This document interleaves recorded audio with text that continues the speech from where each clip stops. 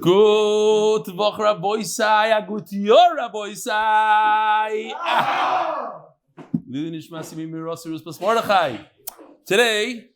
Tonight, we're going to do Daf Pei Gimel. And as soon as the shir is over, we'll take a few minute break and then do Daf Pei Beis.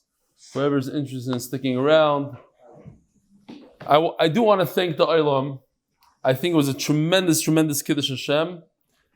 Over 70 people showed up for a live shir on Rosh Hashanah after a long day of davening and a lot of food, heaviness, being tired, people can't sleep, coming here and learning Torah. I think it's going to be a tremendous siyat d'shmaya for the rest of the year. So Yishkoyach, thanks for the chizuk. I'm waiting outside for 20 minutes. People waited outside for a while because there's certain people that are responsible, but they weren't here. They didn't really care. So the door was locked. Okay, whatever. We're not going to be mevayish people straight out in the new year. I mentioned yesterday, I want to say today, I could say it in the next year, but I just want to say this little piece, which was very, very powerful for me. It's a very simple idea. If you weren't here on Yom Tov, I'm just going to repeat it real quickly. I saw this about Victor Miller's idea, and he says that a person could take literally 3-4 minutes of, I don't like to call it as baididus because that has different, people go different directions with it. Sit down and think to yourself in private, without anybody around, without any disturbance. Think about all the good that Baruch Hu bestowed upon you this year. Start with your children, with the grandchildren, with health. With health. And all the good stuff. So much good, so much good. Yes, we all have a little tzara here, a tzara there, but think about all the good. It's so powerful when it all comes together, a whole year of learning Torah and family and all the stuff. It's unbelievable. All right, it is Motzi Yom Tov and a lot of people are in a rush, so we're going to get on here. I wanted to reach out, it says here, to Reb Stefansky. I thought it was unbelievable.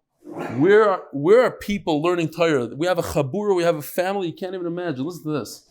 He wants to reach out to the rest of the MDY crew and family to express my gratitude. Living in a rural community in North Carolina, as I do, it's hard to find anyone to learn with. I've started the daf a few times with the usual outcome, getting behind and eventually giving up. Thanks to Reb Eli's approach to teaching and support that comes from the MDY family. Support that comes from the MDY family. I'm learning daily since the beginning of Kesubos. Now I have my whole family learning together, even incorporating Gemara and homeschool for our children. There are no words to explain how it feels to know that you're studying with thousands of Yidden together. Once again, thank you and all you should enjoy many blessings and sweet new year. Jonathan Benton. Wow. Wish I could meet this guy. North Carolina. Next see him there. Yeah, see him in North Carolina. All right, do you have some volume for this?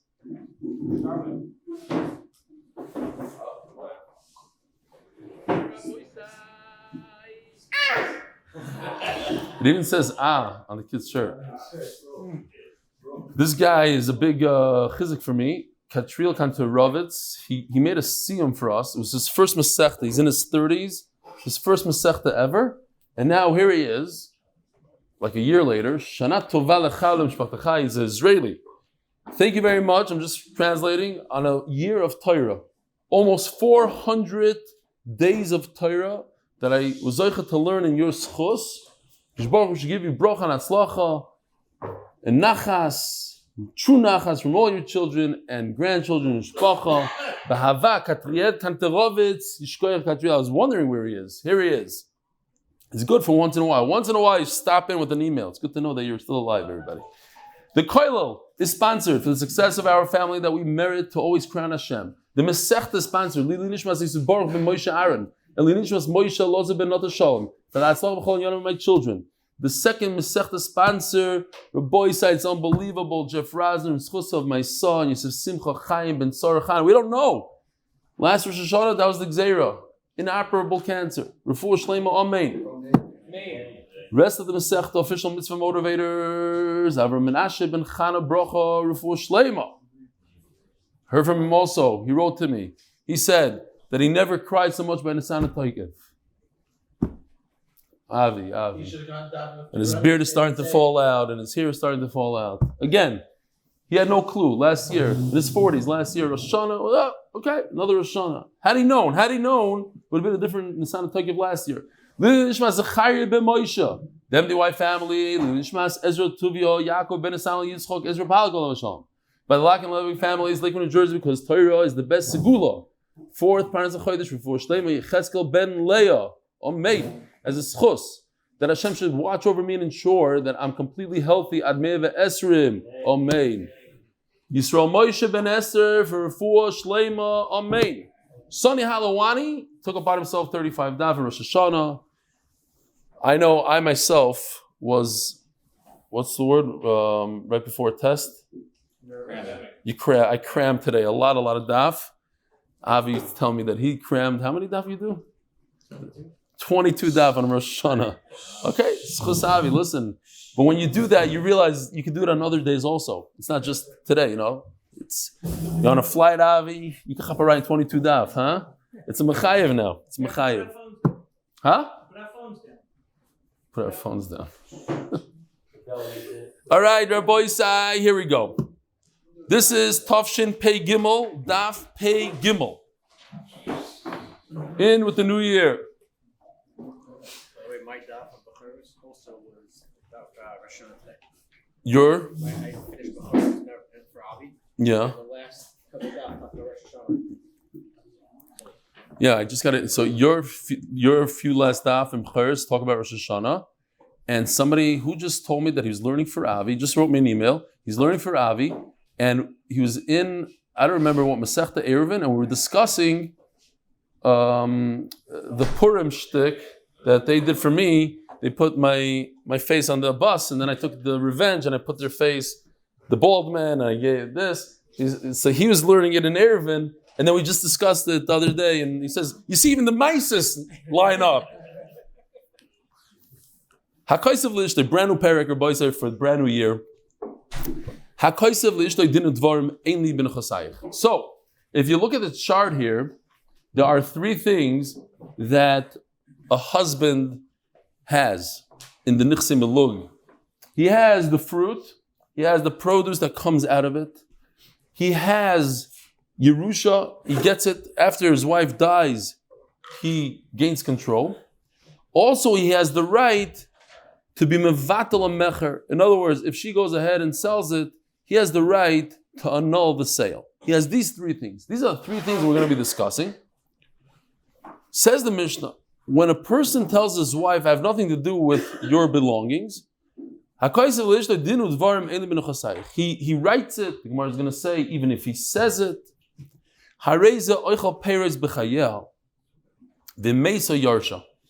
check this out. Says the Mishnah, what does he get? After he says, I have nothing to do with your belongings, he still has two out of the three things. He has Peiros, and he has Yerusha.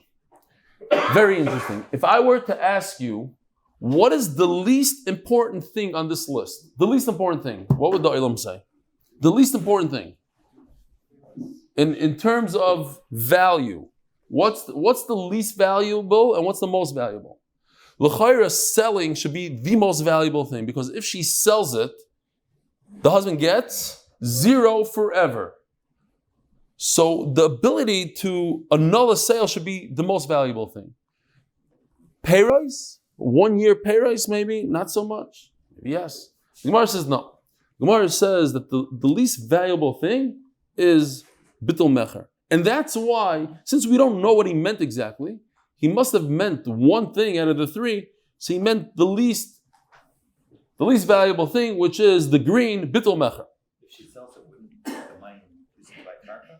Isn't that what happens when she brings in money while they're married? I hear.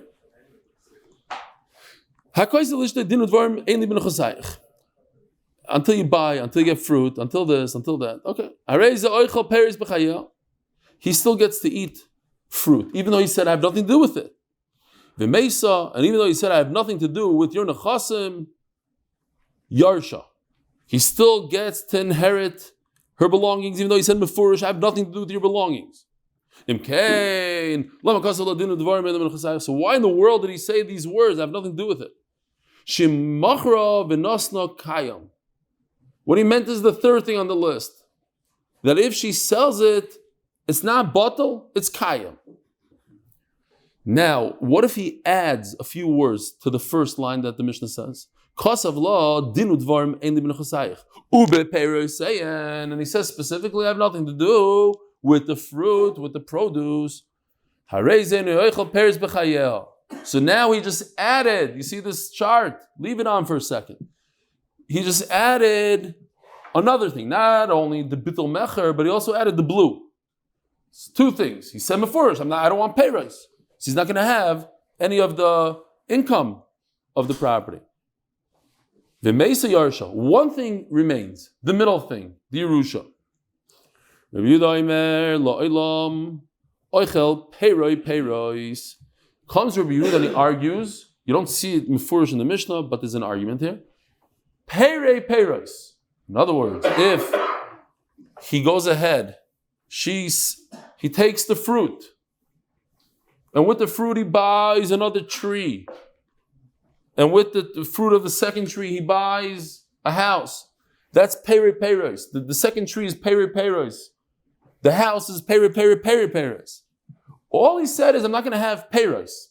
One level of produce, one level of income, I'm not going to bother with. That's the apples that come off the first tree. Let's see if I could. It's very far down here. Oy vavoy. I don't know why that happened.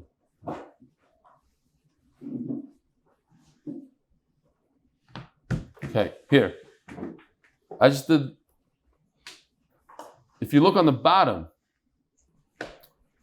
there's a tree, an apple tree, and the apple tree has a pile of fruit. He took the fruit and he bought an orange tree. That's peiros. That's the fruit of fruit. He made an orange tree from apples. And then if he sells the oranges and he buys real estate with it, that's peiros. Okay. So Rabbi Yehuda argues and he says that you do have peiros. Tanakama holds, no. Once he says there's no peiros, I'm not using the apples, so then he doesn't have the oranges. He doesn't have anything. Dinu dvarim ein li b'nechosayich u'b'perisayim u'b'periperisayim ad olam. So the only time that he cannot buy an orange tree or real estate is if he says mefurish, I'm not going to have anything to do with peiros. And he keeps on going. He says peiros, and listen to the lashon of the Mishnah until he says peiros ad olam, forever.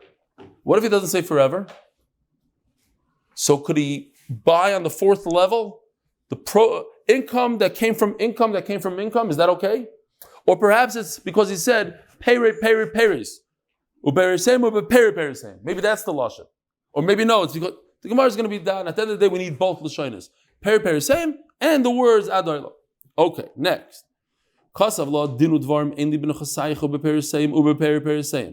If he says, I'm not going to have anything to do with any of the income, and not from the income of the income, and not in your life and not in your death, he was very, very exact here in his words. He knew exactly what the Mishnah says, so he decided to cut himself out of this completely. And of course, he doesn't eat the income. And if his wife dies in a yarsha, he doesn't even inherit her. Why? Because he said specifically, after you die. If a person makes such a condition, and he says, I have nothing to do with any of the produce, any of the income, and if after you die, I don't want to inherit you, we don't listen to him. What he's saying is shtusim. Why? I have to go all the way back here. It says in the pasuk,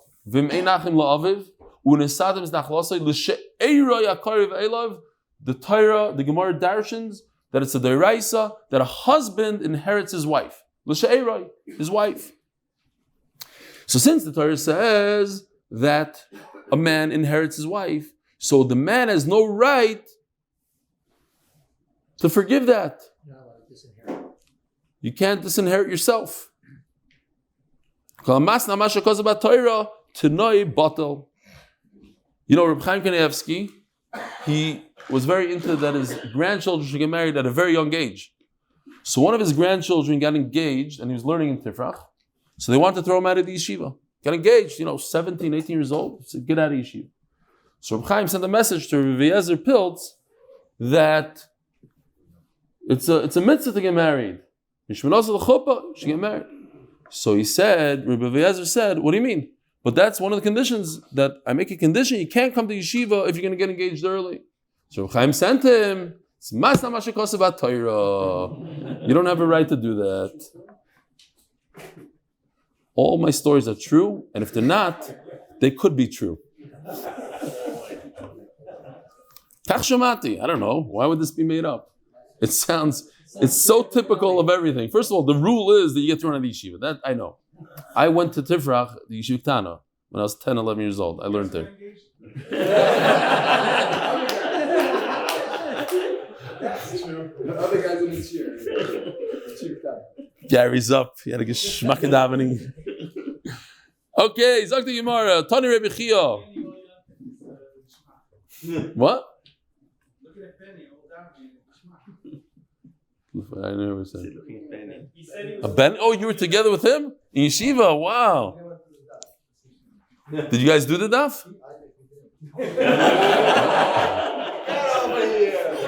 No, if you do the daf on Rosh Hashanah, it's as good to do the daf the whole year. You don't do it on Rosh Hashanah, you have a guy up there, whatever. Tani Reb Chia, ha'omer le'ishtoi.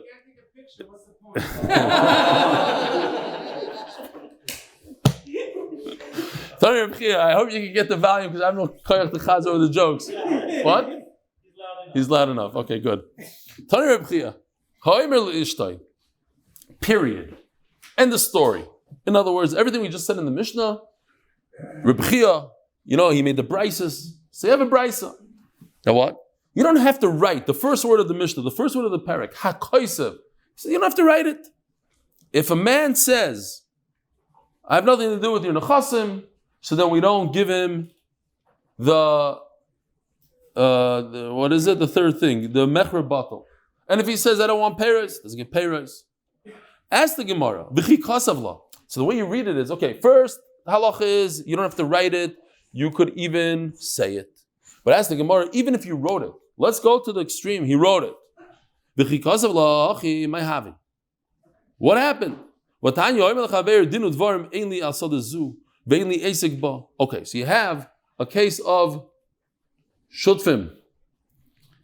You have partners. And one partner looks at the other one, he says, you know what, I have nothing to do with you. I don't have anything to do with the building, you take it. Well, if he says take it, it might change things. But if he says, I have nothing to do with this, that's not a good matana. In order to make a matana, you have to use a lashon, this building is yours as a gift. If you just say these words, Dinu dvarim ein li asadazu, vein li esik bo, where he says, I have no business with it, v'yodem isulekes himeno, I'm removing myself from it, that's nothing. Like Omar klum. So over here, when the husband says to the wife, I have nothing to do with your stuff, that's not a lashon of matana. He should have said, I'm giving it back to you as a gift or whatever. But this is not a good enough lashon. So the Gemara agrees to this problem. It's a big problem. And therefore the Gemara says, we're talking about they're engaged. And before he had any zchusim in her belongings, he says, I'm refusing to receive it.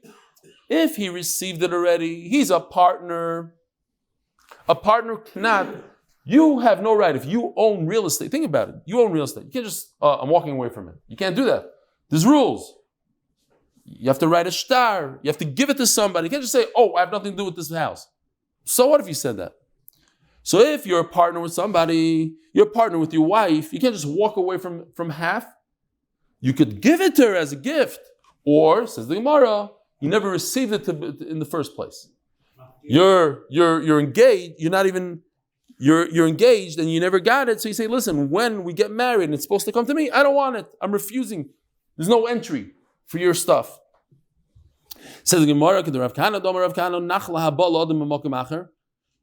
when you receive an inheritance from another place, meaning from your wife, He can make such a condition, say, I don't want to accept, you can't force me to get that Yerusha. Now, we're talking about a Yerusha when she's alive. A second ago we said that it's Masna Mashikos, but Torah, that's a different type of Yerusha. That's a Yerusha when a wife dies. Over here we're talking about a wife inherited, she's still married to you, she's still alive. She inherited something from her father, the husband can say, listen, I don't want it. It's not something I want. If a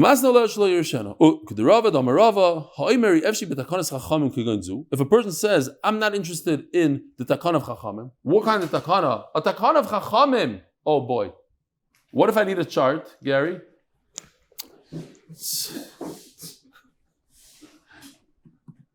If there's a takana of Chachamim, it's unbelievable.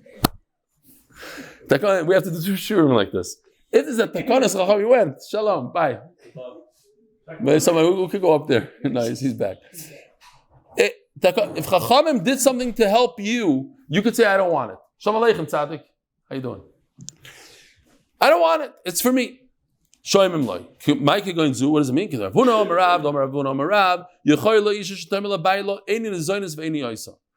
takana to help the wife that she shouldn't be stuck without any food. So we made a deal. She gets mezainas. She has to give her salary to the husband. What if she says, I'm making a nice salary. I'm a lawyer. I don't need your favors. I'll support myself. I don't need support. And you don't touch my salary. She can do so. Why? Because the takana is chacham to help her. As the Gemara Hachi, if a person has such a right, why do we have to say that they're only engaged? And before it even felt him, the Yerusha, he says, I refuse to receive it. Let's talk about a case where they're married, and that's it. The husband has the right to say, I don't want it. No, the problem is, because once they're married, then they're equal partners, 50-50. Partnership, you can just walk away from them. Rava Amar, Yodai Adifa Miyada. It's not 50-50, it's 60-40, it's 70-30. Actually, the husband, even though it's her stuff, the husband has more power than her. Nafkemina, l'shemeres yavam. When it says, there's no nafkemina to our sugya, the point in our sugya is, since the husband has ownership here, he can't just walk away from something he owns. Unless you put it in a star, you do something. Well, the sugya that we had earlier in Shemeres Yavam, we had a sugya where there's nichsim belug. Nichsim belug, right? You have property that goes in and out of the marriage. And the Shemeres Yavam, we have a woman whose husband died, and she's waiting in the wings to see if her brother-in-law wants to be miyabam. She's Shemeres Yavam. And then she died. She dies.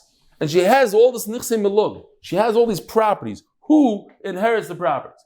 Machlaikis, Bisham V'Silo. So, Abaya, I'm just telling you over Rashi here real quickly. Abaya, who learns that the machlaikis of Bisham V'Silo is in a case where she inherited all these nechasim when she was still married to her husband. So Abaya over here says that she's equal to her husband. Her husband is equal to her. So now we have a machlaikis. Do we split these nichsim and look 50-50 because they're equal? Or no, we go by the chazaka to begin with, whatever. But Rava who holds, it's not so important, throwing this out quickly. But Rava who holds that the husband is more powerful than her, he has a problem. He can't learn that she inherited while she was married, because if she inherited while she was married, who gets everything? His Yarshim, because he's more powerful than her. It's 70-30. So it wouldn't even be a Yachlaiku. You can't, nobody would hold Yachlaiku. It would be completely, that's why Rava has to learn the Machlaikus of Bisham Yisrael, that it happened after. Not while they're married, after the husband died. Fine. There is enough, because just you should know there's enough kamina whether the husband is 50-50 or the husband is 60-40, 70-30. Okay. Iboilu. Interesting. You have a partnership, and one partner looks at the other partner, he gets fed up with him, and he says, you know what? I don't want this business. I have nothing to do with this business. What do we say? It's a big zero. That's not how you talk. You have to write it in a star, you have to give it a matana. I have nothing to do with the business, it's not a lashon. Then the partner adds insult to injury. He takes his yarmulke off and he does one of these. Here, chalipin. You have nothing to do with this business, take my yarmulke, go like this. So the Gemara wants to know, did he add another zero to the zero? Which equals what? 0. Or perhaps he did a new kind of kinyan over here. And maybe he does have some power. He did a chalip and he did a real, actual kinyan. It wasn't just words, have nothing to do with the business. He added to that, he also did a kinyan chalip. So we have a machlokes. Yosef, medinu dvarim chanu miyadai. In other words, he made a kinyan on the words. So he added a 0 to the 0 words, and it's a big fat 0. Nothing happened there. No, he made a kinyan on the business itself, not on the words that he said 5 minutes ago when he was mad. He actually made a real kinyan. So the partner gets to keep it. When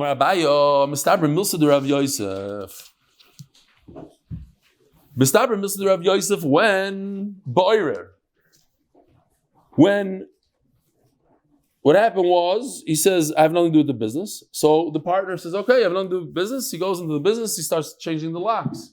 So the guy says, no, stop. So then it makes a difference.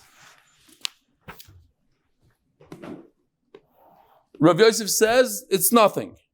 So even though he made a kinyan, nothing, because he made a macha, so to speak. So even though he made a kinyan, it's nothing. But if after he got upset and he did chalipit, it stood like that for a couple of days, and his partner went in there, changed the locks, fired the manager, started doing all sorts of things in the business for 2 days, and nobody said a word.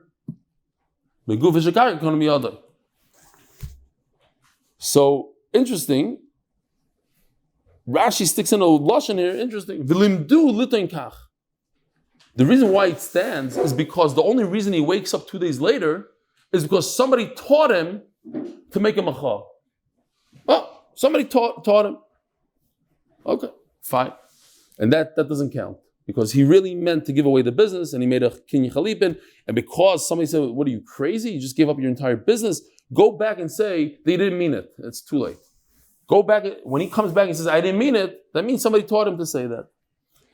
We turn to Pei Gimel Beis in honor of my uncle, Reb Elchanan Pressman, and as a zchus for a year filled with Mazel Brach, Hatzlacha, Simcha and Parnassa. As a zchus to continue being able to support Torah and to finish Shas with Reb Eli. Shkoyach.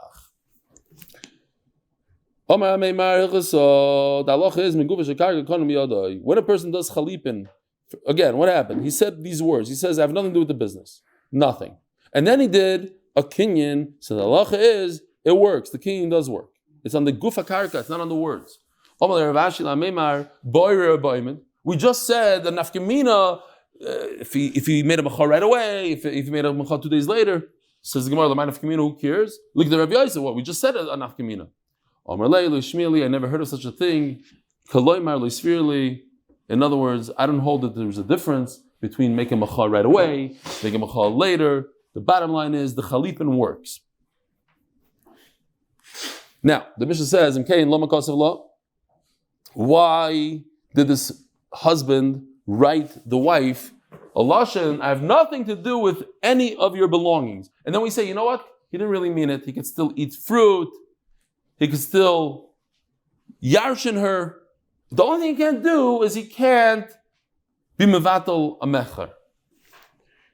Says the Gemara, V'teimelei, Mikol Mili, Salikis Nafshach. Look at this chart a second. Maybe he meant all three things. That's what he said. What makes you think that it's only one? Omar Abaya, Yad balashtar ala tachtoina. Because we have no idea what he meant.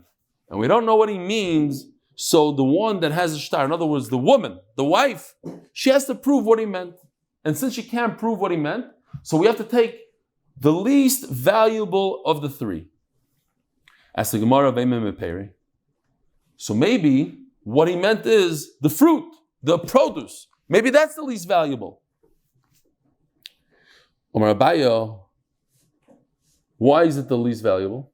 Because it's 1 year, one year of fruit. New. It's nothing like not having fruit forever, letting her sell it. Says the Gemara, the very famous saying in English, Butzina tov mikara. A small gourd, Rosh Hashanah, right? It's one of the simanim, kara. A small gourd in the hand is better than a giant gourd later on. If somebody offers you now, you see it on the ground, here, it's a 1 pound gourd. You want it? Or if you wait 3 months, I'll give you that guy, it's going to be 6 pounds. What do? You take what you get, what you have right now. A bird in the hand is worth better than 2 in the bush. Again, a bird in the hand is better than 2 in the bush. If you have it right here, you take it. He has peiros, you take it. By the way, I want to coin a phrase right now. You heard it here. 20 birds in the bush is better than 1 bird on my porch. No? You have no idea what I'm talking about. 20 birds in the bush is better than 1 bird on my porch. If you live in Eretz Yisrael, you know what I'm talking about. Suffer from these birds, Yom Tov. It's not. You clean it and you come back a half hour later. You know what I'm talking about? You know. No, spikes? Israeli birds sit on the spikes with dafka. If they could sit in the spikes or next to the spikes, they sit in the spikes. Then you have these chachamim from America. They write me, Reb Eli, you should buy spikes. Spikes really work. No, they don't work. They sit in the spikes. I don't know how and where they sit in the spikes. The recording with a certain kind of noise. It's a very machine like that. Yeah, my neighbor has that. It wakes us up. It also works against... Our neighbor has a machine that makes such a crazy noise that the birds are really scared of it. But guess what? Human beings are also scared of it. People don't come to my building anymore. We're in the middle of Shachris. It's not all day. He finally gave up the entire night. Now he starts it at 6 a.m. He's masking to the building. We had a whole thing with him. We brought him in, meaning he'll do it from 6 to 9. It works. It works for his porch, but they come to everybody else's porch. Nachamal, 20 birds in the bush, better than 1 bird on my porch. Fine. Zok the Gemara. We'll talk about it different. Now somebody else has different. I have a good answer. I'm not going to say it online. Whoever wants to know what to do, it works. I don't have birds on my thing anymore. machine guns work. I don't know. They do, but this is better. Imkain. Okay. By the way, Stamazai as an Eitza Taiva. First of all, when it comes to Rosh Hashanah, I said this before Rosh Hashanah, it's already kind of late because everybody was Mekabel Kabbalah. But it's better to have 1 small Kabbalah in your hand than like a giant Kabbalah that you can't get to. But another thing that I was thinking is it's better to learn Daf Yomi today than to learn Eon in 20 years from now. These guys that go out to work and they're like, the only Eon, I get it. That's what they taught us, and that might be the better way to learn, but you got to learn today. And if that's what you have, that's what you take. Okay. Zok the Gemara. Ve'ema miyerusha. Now, who told you when he said I have nothing to do with your nechasim? Maybe he meant the middle thing. Yerusha sishtai. Omar Abayo Misa Shchicha Mechir Lo Shchicha. If you think about it, let's take the generation of the Gemara when this was written. How many women from that generation ended up dying? All of them. How many women from that generation ended up selling their fields? I don't know, 20%, 30%. Not every woman that owned a field sold her field. So what's more common? Death is more common. If you're going to talk about Rosh Hashanah, death is very common. Misa shchicha. What happens is, we talk about it all the time, people think that death doesn't apply to them. They're not in the category of death. Death is over there. Yenamachla happens to that guy over there. We don't really know him. It's the other guy. No, it happens everywhere, unfortunately. Death is everywhere.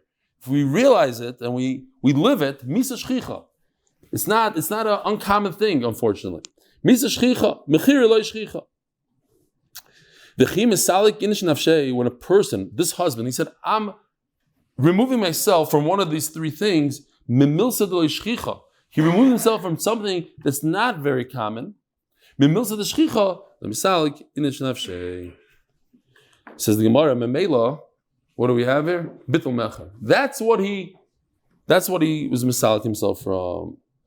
Rav Ashi says a different pshat. It's not the pshat we don't know what he meant, and we just process of elimination. He didn't mean peiros, he didn't mean yerusha. It's more shchiach, less shchiach. Let's figure out what he meant. No, we know exactly what he meant, says Rav Ashi. Why? Let's look at his words. He says, I have nothing to do b'nechasayim. I have nothing to do with your belongings. But he never mentioned v'loy b'perisayim. He never mentioned fruit. He said, I have nothing to do with the nechasim. Again, he said b'nechasayim v'loy la'achar misa. He wasn't referring to death after misa. Okay? So he has the Yerusha. He has the Peros. What he meant is, I'm giving up my ability to be mevatel a sale. If the wife goes ahead and sells it, that I'm giving up. Just an explanation, says the Gemara. Tanur Rabbanan. Elam peiros ve'elu hein peiros. Hechnisle karka v'asasa peiros. If the field produced fruit, harei and peiros. That's what we call peiros. That's one level of fruit. Mochar peiros v'lakach mem karka v'asasa peiros. If, like in the bottom part of this chart, he got an apple tree, and he took the fruit, and he bought an orange tree, and that had fruit, and with that, he bought some harei and peiros. That's going that direction. Ibaylu. The Rebbe Yehuda peiros dafka, oy dilmad oilam dafka. So when we learned the Mishnah, we explained it right there and then, so now it's easy for us to understand. There's a whole line that Rebbe Yehuda says in the Mishnah. He says, unless a person says the words, I have nothing to do with the peiros, and I have nothing to do with the peiros, and then he adds, ad oilam, forever. So the Gemara wants to know, what was the key word here? What's the magic word? Ad oilam, forever? So in other words, all the levels, the orange tree, the house, everything, I have nothing to do with? Or it's because he said the words, peiros. He didn't stop at peiros, he stopped at peiros. So what is it? Or maybe it's both of them together. Which one is it? Peiros dafka, oidilma ad oilam dafka, oidilma tervayu dafka. If he meant dafka, what the key word is the peiros, ad oilam lamali. So then why did Rabbi Yehuda add in the Mishnah the word ad oilam? How come Ashman? Maybe the pshat is because of the peiros, command because of ad oilam dami. He's just explaining that peiros means ad oilam. I don't have to say in the Mishnah peiros, peiros, I just say ad oilam because I'm trying to say 2 times. Just say the words peiros, and that means forever. It's just an explanation. And maybe you'll say no. It has nothing to do with the words peiros. It has to do with the word ad oilam. That's all Rabbi Yehuda wanted to say. So therefore, the question is peiros lamali. So then, why did he stick in the words peiros? Even though he said peiros, because of ad oilam in iloi. He's trying to say another halacha. The main akuda is ad oilam. And even if he said the words peiros, it's nothing. You have to say ad oilam. It's another chiddush. If somebody writes in a star peiros and goes to the Rav, he wrote peiros, what should I do? I learned from this Mishnah that the word is oilam, and you didn't write ad oilam, so it doesn't work. Did I skip? Maybe you have to have both. He has to write pera and the words ad oilam. Why don't you need both? Because of the pera is because of ad oilam. Have amina pera is who the loyachil. Have a pera the pera is achil. I would think pera is he can eat, but a third level, like in this picture over here, it's 3 levels away. Maybe that he could eat. He only said 2 generations of income. He didn't say 3. Because of Adoilam, and if you only said Loilam Peres, Havamina Loilam Peres Koi. Lachi Itzrich Peres. Maybe it's like this over here. I just did top to bottom. Maybe it just meant fruit, the income, but every year.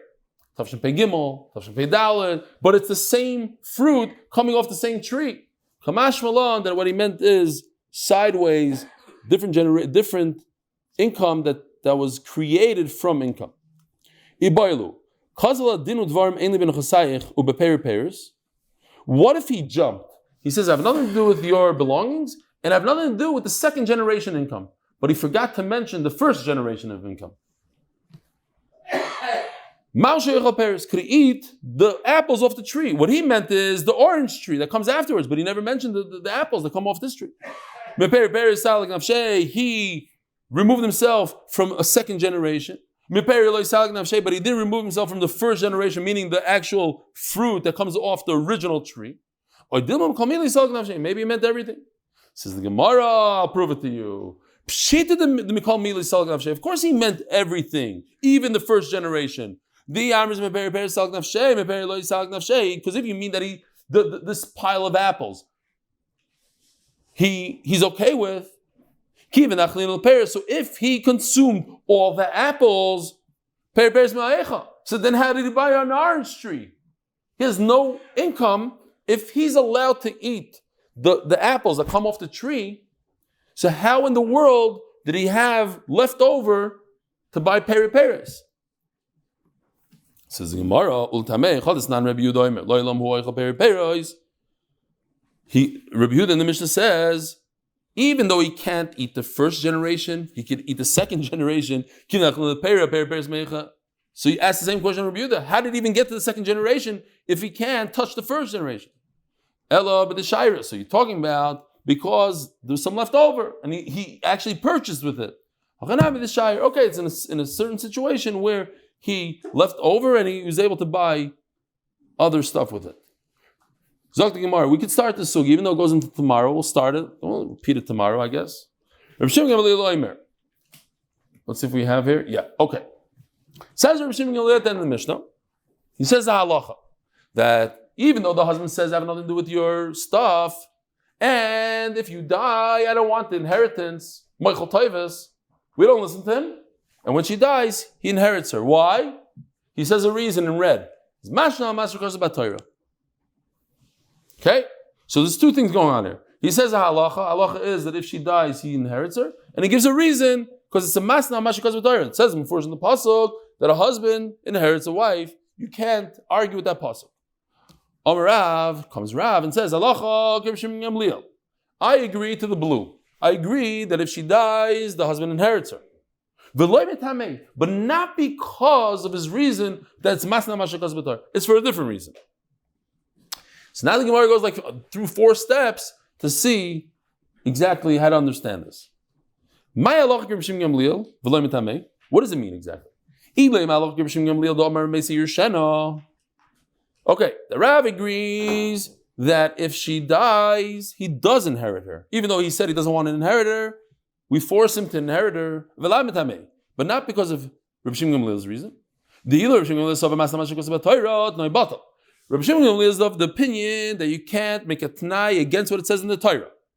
For instance, Rashi brings, if a person makes a deal with his wife, it says in the Torah, you have to give your wife share ksus vayna. So if a person makes a deal on the 2 mominous ones, I'm not going to give you, I'll marry you on condition that you don't sue me for support. And you don't ask me to buy you any clothing. Is it a good marriage or not a good marriage? Could he keep that night? Rav holds he could. Why? Because it's mominous.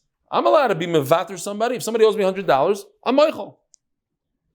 On the flip side, I say, well, you can't really be moichel if the Torah says that that's what she deserves. After she gets it, she give it back. But you can't make, let's say she makes such a deal, and then she has charata. She's allowed to have charata because she made a deal against the Torah. But Rav holds Tnoi Kaya. So therefore, Rav cannot hold like the red. That's Mashal Masr Torah. He holds like the halacha, that if she dies, he inherits her. But he can't hold like the reason. Because he argues with that reason. He holds you could make a t'nai against the Torah. Rav Savad Noikayim. Because over Yusha Sabal, the Rabbanon. Oh. So it's not because it's Mashna Mashrikas Torah. Because he argues with Shimon Gamliel and he holds that the inheritance that a husband has in the wife is not a pasuk in the Torah. That L'Sheira Karev Olav, he argues with that. He holds it's only the Rabbanon. This is why we had a number of times. People are very lenient in the Rabbanons. It says in the Torah not to be Mechal Shabbos. Okay, that I'll accept. But Rabbanon don't have the right to tell me that I can't touch muksa. Well, I'll be careful with muksa. I'm not gonna.